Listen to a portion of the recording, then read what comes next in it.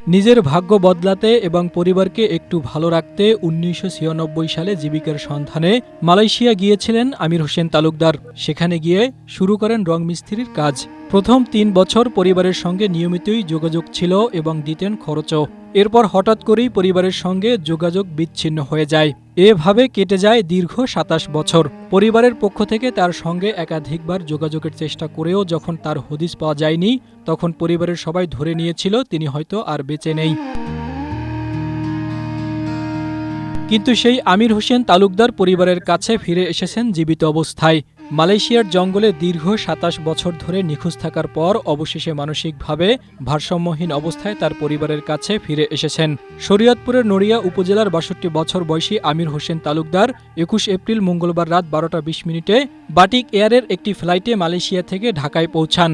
বিমানবন্দরে aviation security অ্যাপসেক ও প্রবাসী কল্যাণ ডেস্কের সহায়তায় ব্র্যাক মাইগ্রেশন প্রোগ্রাম ও পরিবারের সদস্যরা আমির হোসেনকে বুঝে নিয়েছেন। বিমানবন্দরে বাবাকে নিতে এসে আবেগ আপ্লুত হয়ে পড়েন আমিরের ছোট ছেলে শহীদুল ইসলাম। আমার বাবা আমাকে ১ বছরে থুয়ে গেছিল, আজকে আমার বয়স ৩৫। আমাদের দিন খুব কষ্টে কাটছে, অনেক অনেক কষ্টে। যার বাবা না থাকে তারাই জানে যে খুব কষ্ট কি জিনিস। আমরা আশা ছেড়েই দিছিলাম। কারণ একটা মানুষের, আপনি একটা জিনিস চিন্তা করেন যে সে গেছে ৩ বছর পরে তার আর কোনো খোঁজখবর নাই। তো ৩০ বছর পরে আপনি কিভাবে আশা করেন? ৩০ বছর পরে আপনি কিভাবে আশা করেন? আসলে ওই কথাগুলো বলতেই আমার চোখে চোখে পানি আসতেছে, আমি আসলে বলতে পারতেছি না। সম্প্রতি মালয়েশিয়া প্রবাসী কয়েকজন বাংলাদেশি পেনাংয়ের একটি জঙ্গলে গিয়ে ছোট একটা টিনের ঘরে মানসিক ভারসাম্যহীন অবস্থায় আমির হোসেনকে দেখতে পান। সেখান থেকে তাকে উদ্ধার করে সামাজিক যোগাযোগ মাধ্যমে ছবি ও ভিডিও প্রকাশ করা হয়।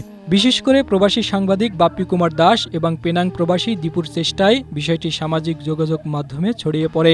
এছাড়া ওই প্রবাসীরা বিষয়টি ব্র্যাক মাইগ্রেশন সংস্থাকেও জানায়। পরে দেশে থাকা আমিরের পরিবার তখন তাকে শনাক্ত করে। এরপর প্রয়োজনীয় যাচাই বাছাই শেষে মালয়েশিয়ায় বাংলাদেশ দূতাবাস তাকে ট্রাভেল পাস দিয়ে দেশে ফেরার ব্যবস্থা করে। আমরা প্রবাসী কমিউনিটি বাংলাদেশি যারা মালয়েশিয়াতে আছে তাদের মাধ্যমে জানতে পেরেছি যে উনি বিগত ১৫ বছর হচ্ছে মালয়েশিয়ার একটা জঙ্গলে একটা টিনের ঘরে সে থাকতো এবং সেখানে সে হচ্ছে যে দীর্ঘ সময় ধরে ছিল। উনাকে যখন ফাইন্ড আউট করলো আমাদের প্রবাসী বাংলাদেশিরা, এরপরে তার ছবি সোশ্যাল মিডিয়ায় দেওয়া হলো। সোশ্যাল মিডিয়ার মাধ্যমে সে দেশে প্রবাসী বাংলাদেশি আমরা ব্র্যাক যৌথভাবেই তার পরিবারের সন্ধানের জন্য আমরা চেষ্টা করি এবং ফাইনালি তার পরিবার পাওয়া যায়। এবং একজন ব্যক্তিগত না বলি না, যিনি হচ্ছে যে প্রবাসী বাংলাদেশি সাংবাদিক বাপ্পি কুমার দাস, উনি দূতাবাসের সাথে যোগাযোগ করে তার ট্রাভেল পাস তাকে নিয়ে আসার জন্য কমিউনিটি বাংলাদেশি যে লোকজন আছে তাদের কাছে টিকিট নিয়ে আজকে তিনি ফিরে আসছে। দীর্ঘ ৩০ বছর পর আমির হোসেনকে কাছে পেয়ে কান্নায় ভেঙে পড়েন সন্তান, নাতি ও ভগ্নিপতিরা।